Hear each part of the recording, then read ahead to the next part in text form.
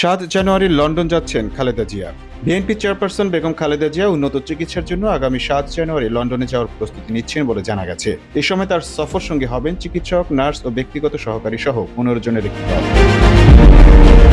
BNP chairperson Begum Khaleda Zia উন্নত চিকিৎসার জন্য আগামী 7 জানুয়ারি লন্ডন যাচ্ছেন বলে জানিয়েছেন তার ব্যক্তিগত চিকিৎসক আল মামুন। খালেদা জিয়া লিভার সিরোসিসে আক্রান্ত। চিকিৎসকরা জানিয়েছেন তার লিভার প্রতিস্থাপন প্রয়োজন। এছাড়া ৭৯ বছর বয়সী খালেদা জিয়া দীর্ঘদিন ধরে হৃদরোগ, ফুসফুস, কিডনি, আর্থারাইটিস, ডায়াবেটিস সহ বিভিন্ন জটিলতায় ভুগছেন।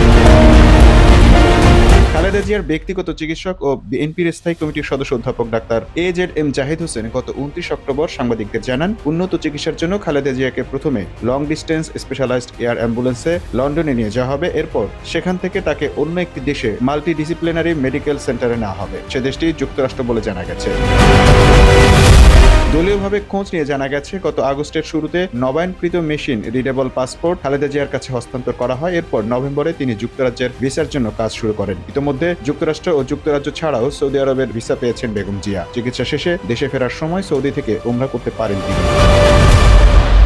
খালেদা জিয়ার সফরসঙ্গী হিসেবে ইতোমধ্যে অন্তত 15 জনের একটি তালিকা পররাষ্ট্র মন্ত্রণালয়ে দেওয়া হয়েছে। গত 30 অক্টোবর অন্তর্বর্তী সরকারের পররাষ্ট্র উপদেষ্টা মোহাম্মদ তৌহিদ হোসেন সাংবাদিকদের জানান, বিএনপির চেয়ারপারসন খালেদা জিয়া যুক্তরাজ্যে যাবেন এবং ওই দেশের ভিসা পাওয়ার জন্য সহায়তা দেবে পররাষ্ট্র মন্ত্রণালয়। সফরসঙ্গীদের মধ্যে বেগম জিয়ার পরিবার ও তার সহকারী রয়েছেন। Mamun Mahfuz, time news desk.